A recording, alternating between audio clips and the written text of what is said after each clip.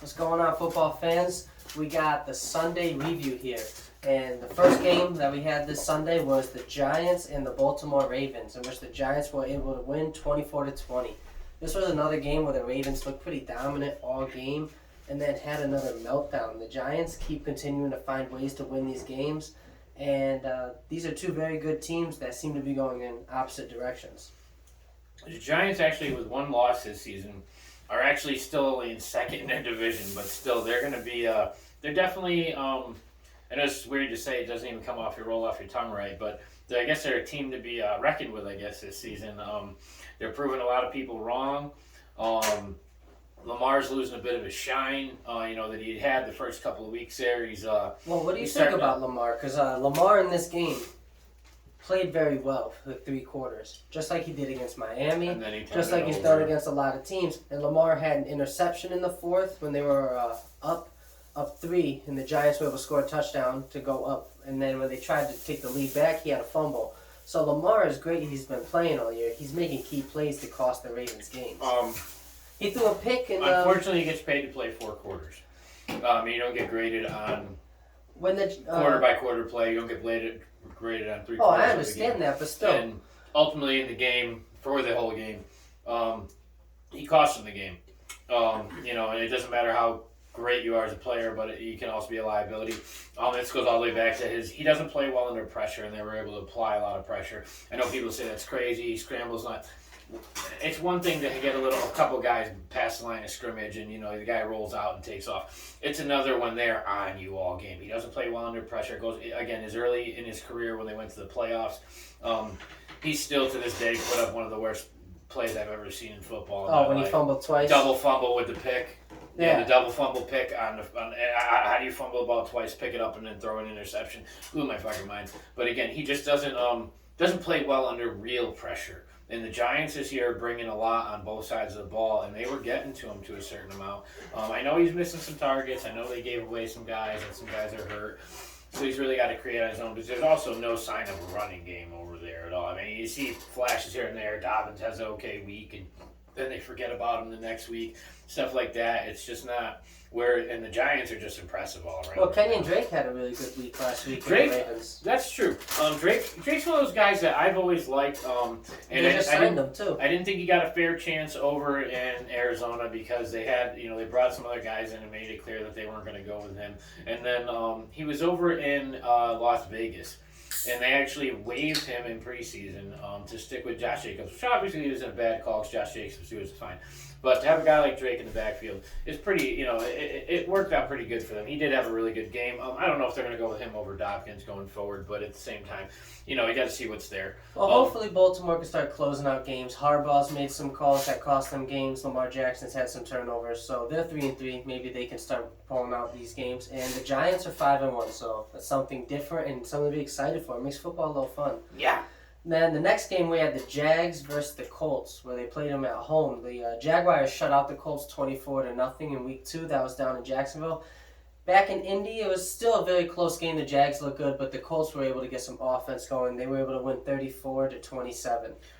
Again, a good game. Like you said, they were actually able to score on them. It did take a while. They didn't score until, the second quarter? The Colts early second quarter. Yeah. So it was like 5 quarters before they put up a point on. No, they got a field goal.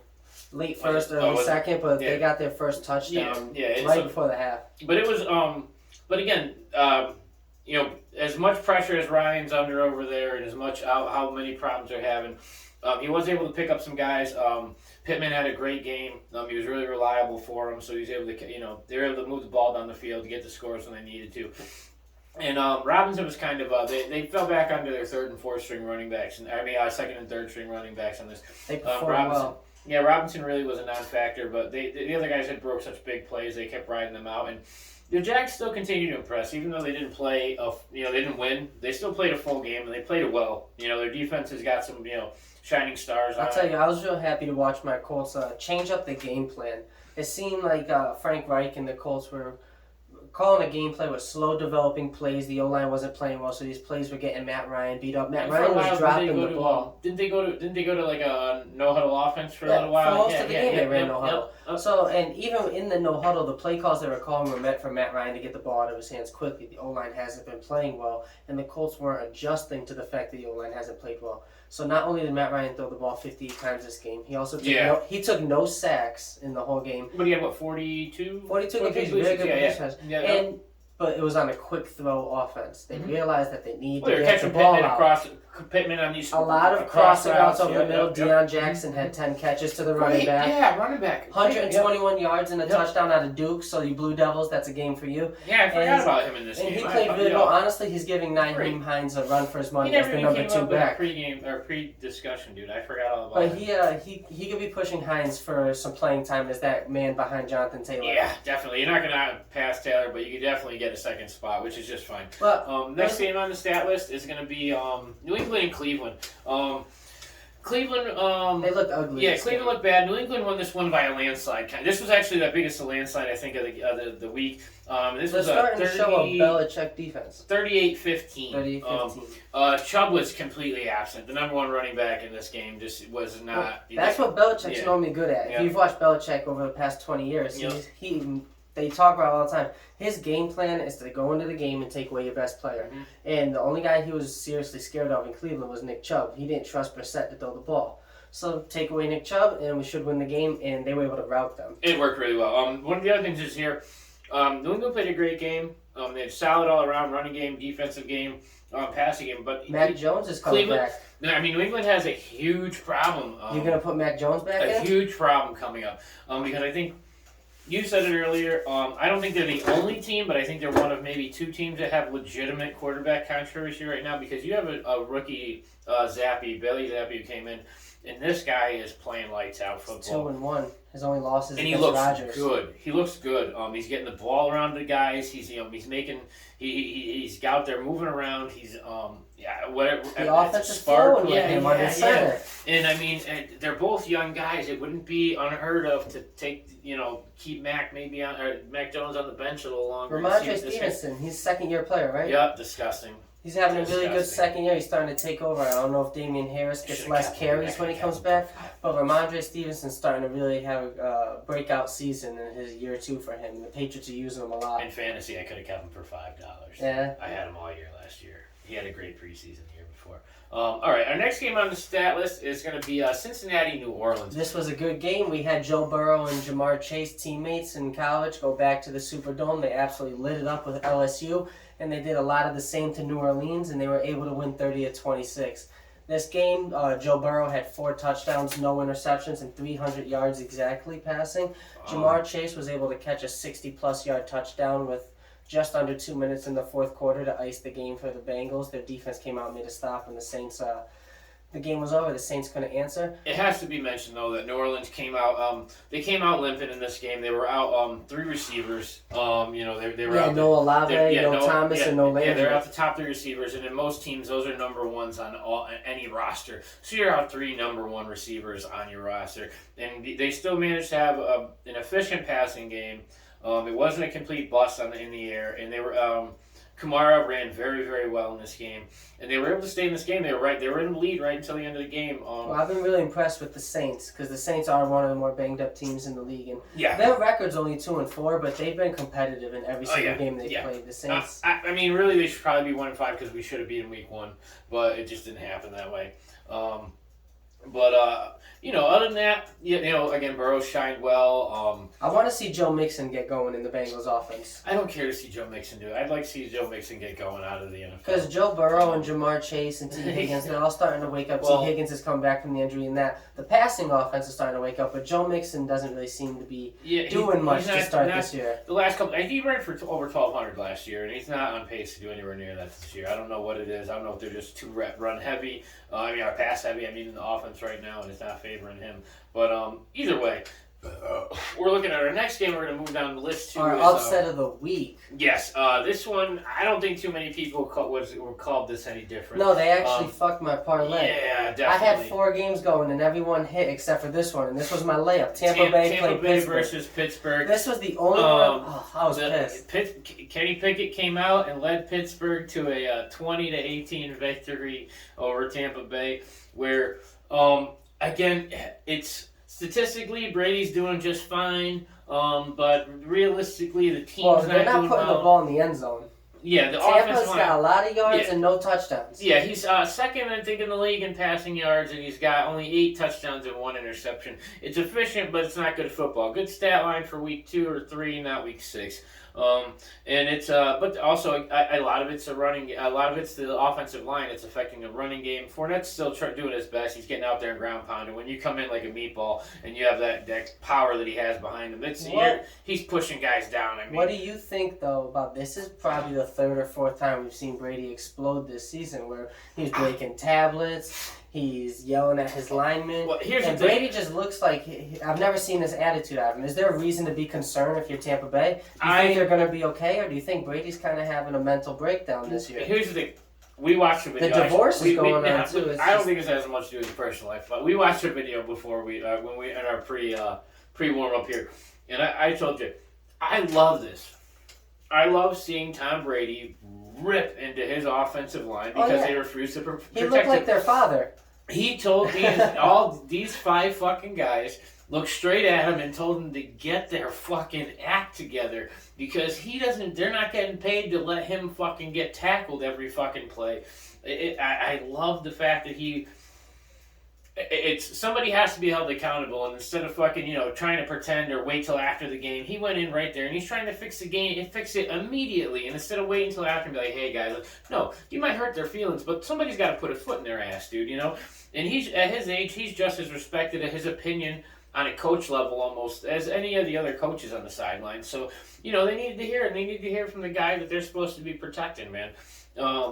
But on the other side of the ball, I want to point out Pittsburgh. You came out, you played very good defense. Great. They were able to pull off a win that no one expected. Unbelievable. Kenny Pickett played all right. He had them up early, but Najee Harris had a great game. He actually ended up getting injured, Kenny Pickett, so he didn't get to finish the game. Mitchell Trubisky came in with the Steelers only up 1. He took him on a concussion. It was kind of a week. I looked at the play. It didn't even seem like he hit his head on anything, dude. But still, Trubisky had to come into the game, and he actually scored a late touchdown to put the Steelers up 8. In which the Bucks scored a touchdown and couldn't get the 2-point conversion, so that touchdown ended up being huge. Scored a touchdown to a guy who had a great week for the first time. Chase Claypool. First time you heard him in the stat line all year. Getting targeted a little more. Chase Claypool had 5 catches for 98 yards. Maybe they watched the show. Maybe they watched the show. They're like, this Jay guy might be saying something. And again, dude, the kid's great young talent, but I actually thought they were going to try to trade bait him, but if they're comfortable working him into the game, I mean, he's a great target over there for them, and I think it's again, this was just a great underdog story game. Nobody picked Pittsburgh to win this game. I think the odds, if you put $20 on them, you probably walked away with fucking $10,000. The odds were just disgusting on this game. So shout out to them. Yeah, game after this was the 49ers, and they played Atlanta down in Atlanta, and the Falcons were able to win this game 28-14. This is a game that we actually both picked for the Falcons to win. And I know it sounds crazy to pick the Falcons over the 49ers, but from my side of it, the 49ers were out 5 starting defensive players, and I didn't think they were going to be able to overcome that. I thought Atlanta would be able to put up enough points to beat them, and Atlanta put up 28, which is a very good scoring game, although they had a defensive score. Here's what I like. Obviously, yes, we won, and we won well. We won, we played a full game. The game went back and forth. We were up 14-0 early. But offensive and defensively, we scored. We played well. What I like is number one, this win puts us at 3-3, which is tied for the division lead with Tampa Bay, which nobody factors in. We were projected to win 5 games this season. So I love the fact that we're playing as well as we are. Mariota's playing based on the expectation. He's playing great football. Again, based on the expectation, not on football. He's playing better than Derek Carr. Maybe they should have kept him in Las Vegas. Playing. Yeah, seriously. I mean, but Atlanta's doing much better than they thought. Granted, 49ers are hurt. They're at a rotation spot in the back because Elijah Mitchell came out week 1, and so they're kind of rotating in whoever Five they pick defenders up. out. Yeah, I mean, they're hurt. They're not. It's not one of those. But they also Kittle still played the game. Debo still played the game. Garoppolo was still in. They still had. Their offense was pretty healthy, other than Elijah Mitchell. But it was a statement game, and I think for Atlanta, if they can put up 28 points on San Fran, I say there's about 20 teams in the league that they could beat right now. They didn't put up 28 points on a healthy defense in San Fran. But San Fran had a healthy offense, not a healthy defense. But they put up 28 points, dude. Although I agree, like Atlanta's playing really good ball this year. I say there's probably at least 20 teams in the NFL. And I gotta say, they haven't named a starting running back, like a number 2 back over there, but between Algier and Huntley. Yep. Both those guys have produced. They put up 120 something yards combined last week. Well, we got Patterson. Patterson's coming one more That's week, what I'm saying. and then he's come back up. He only had to be out for 4 weeks. These 2 backs are coming in, and they're individually they're not really tearing it up, but together they're actually making for one really good number 1 back. So again, this one excited me. I know it's only brings us to 500. Pitts had his first good game of the season. Pitts came out and made some numbers. So this game again excited me, and we'll see going forward. We might actually be above 500 for the first time in a long time, probably 2 seasons since we've been over 500. And I'm talking early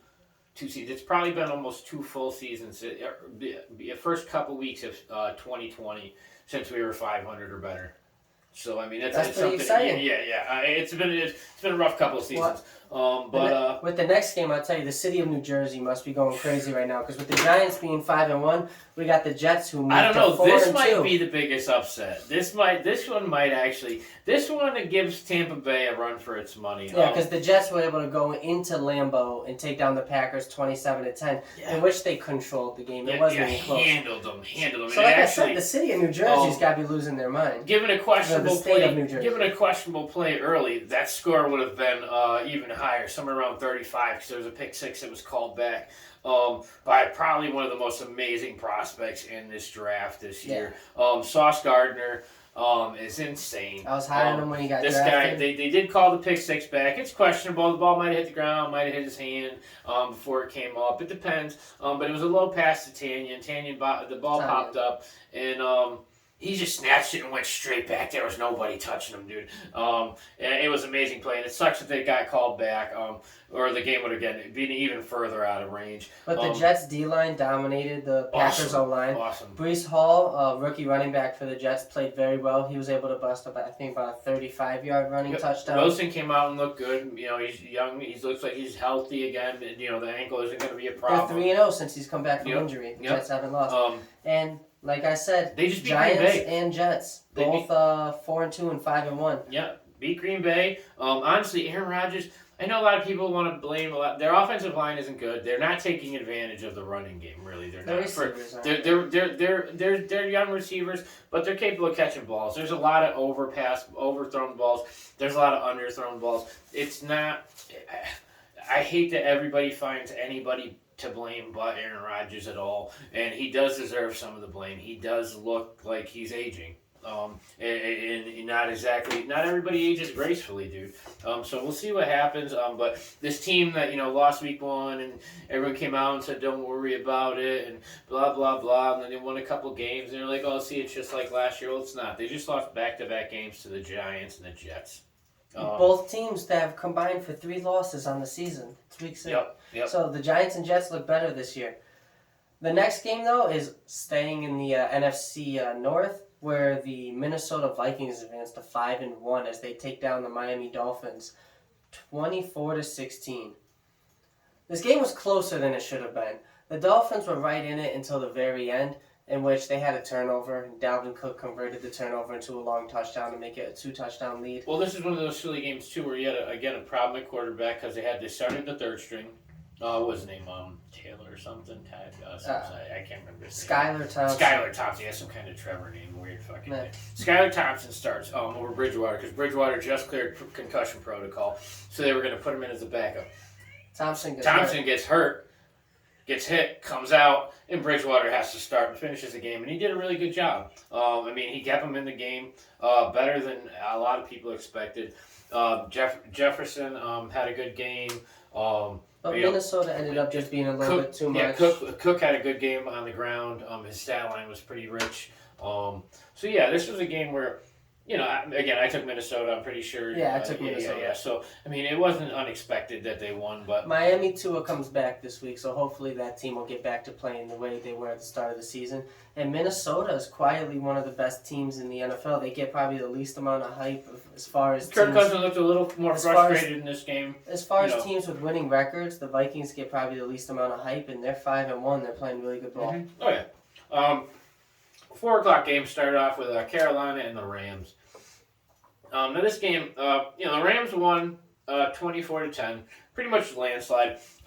There's a few things that happened. Well, number one, Cam Akers didn't travel with the team.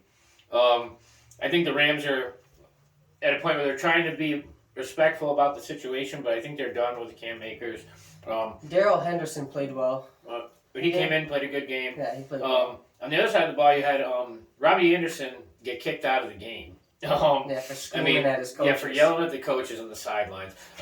It's just Carolina. It's such a shame because I really think even with the trade deadline coming up, I know a lot of people are like, oh yeah, trade this guy, gotta trade that guy. I think unfortunately to keep make the place desirable for somebody to want to play, you need to keep the guys there.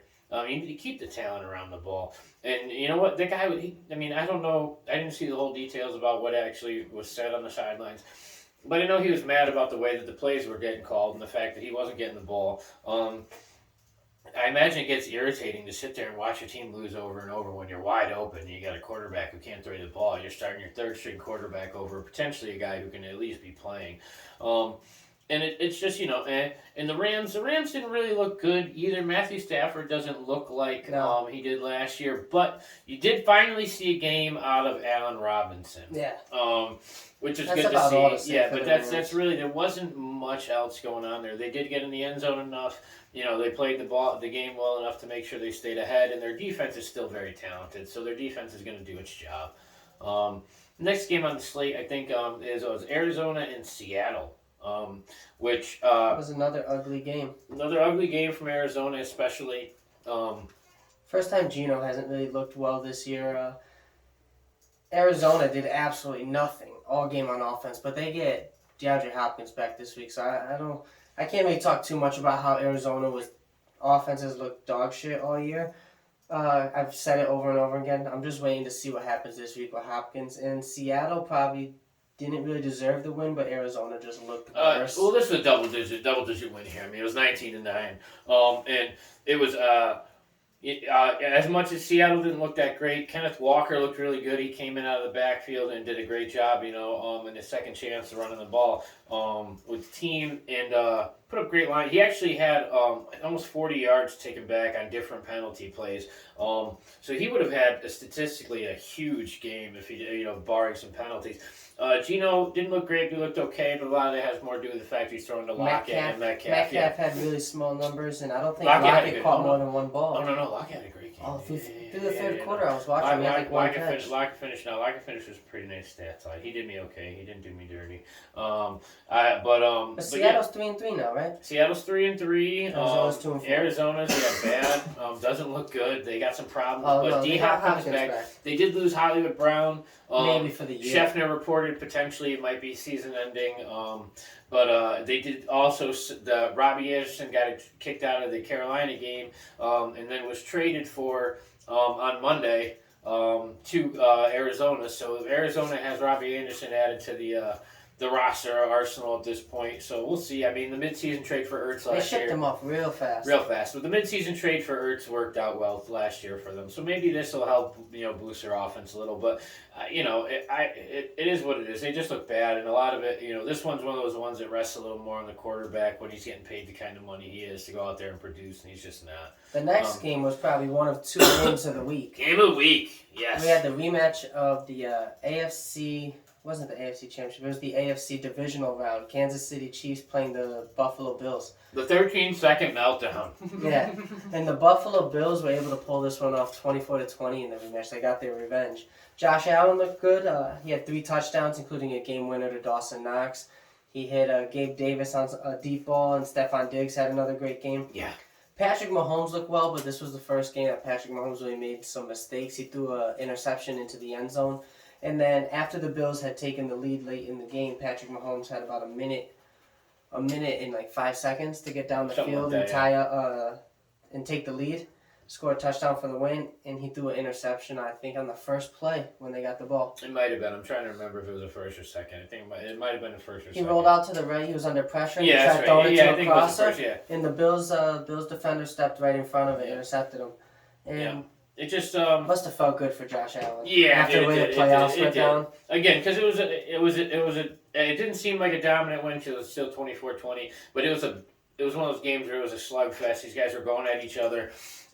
They really came out to play, and it just for a second there it looked like it was going to go the other way, and Buffalo stuck with it. Their defense came through, and for a team that's they're leading the league. They have number one defense in football. They're Josh Allen's potentially the lead candidate for MVP. Well, how about that for the NFL MVP race? You got Josh Allen and Mahomes both tied with 17 touchdowns and 4 interceptions. Yeah, that's good stats. I think. I wonder who's got more yards. I think Mahomes might have a little more yards, but I'm not sure exactly. I have to look that one up. Next game was our 8 o'clock game, and this one was Dallas and Philly. And it was Cooper Rush going to go 5-0, or was Philly going to go 6-0? And this one went.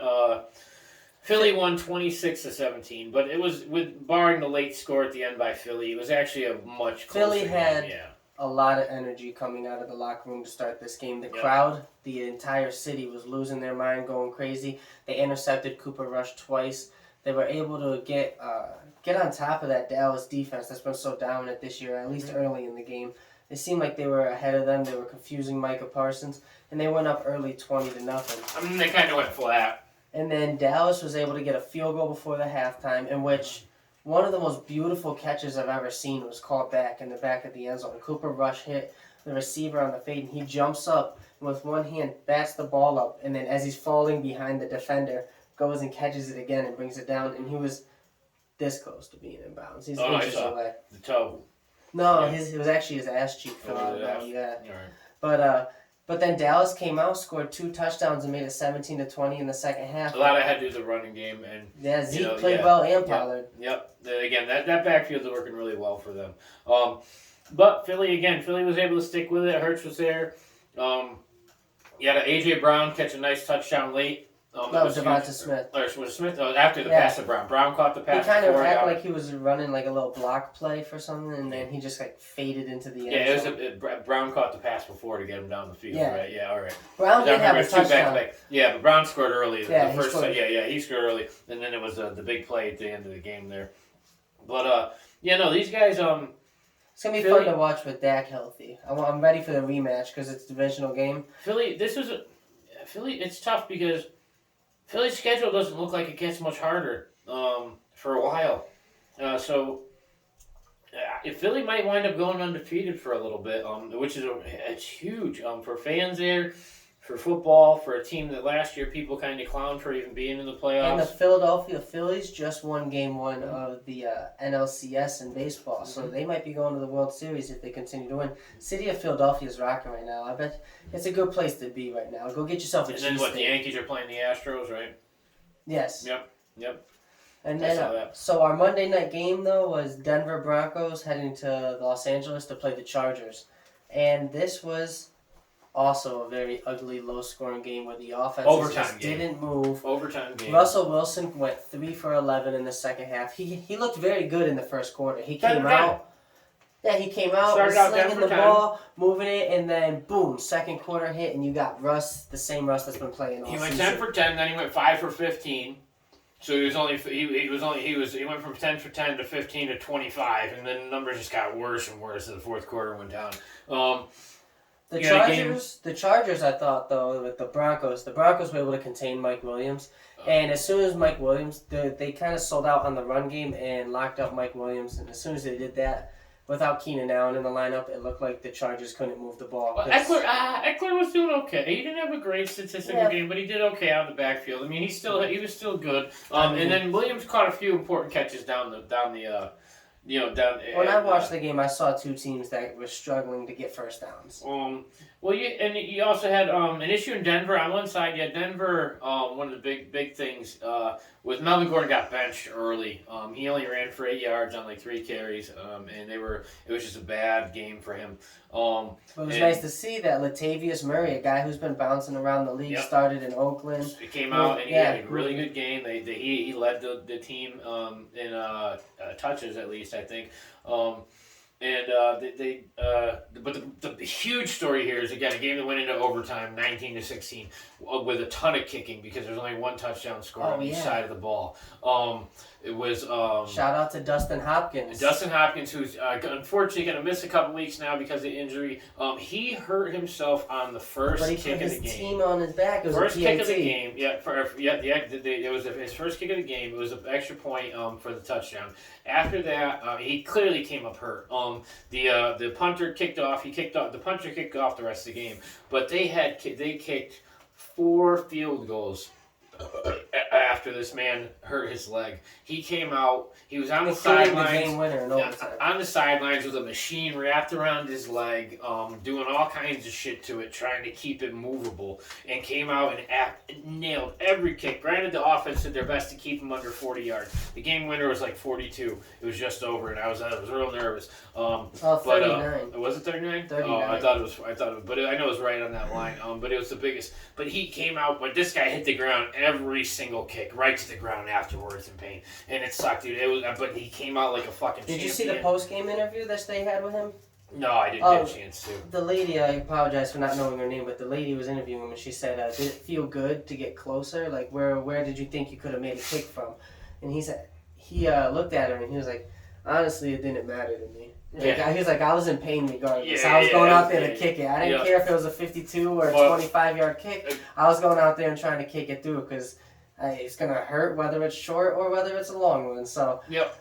And it was a game where, even in overtime, it actually looked like I thought Denver was going to get it because their field position just kept getting better on the punts because Carolina. This was another game, just like Thursday night. It came down to the last play because the offense weren't moving. Punt. Well, the last serious play was a muff punt, and this one actually was real interesting because the Broncos gunner ran back, and he stood maybe 2 feet in front of the punt returner, and the Chargers defender just threw the dude into him because you could throw another guy into his own teammate. Yep, and he wanted to hit the. I watched the video. I tried trouble trying to see. I didn't think it actually hit anybody, but either way. It's still like in the chest. I don't know, but either way, this was one of those ones again where it's a smart play. The guy was standing right in front of him. He just pushed him back into him, right, and the timing was perfect. So he dropped the ball, and these guys were able to fall on top of it. But there was no offense. Both teams had the ball 3 or 4 times. At one point, Chicago had got. The Chargers got the ball back.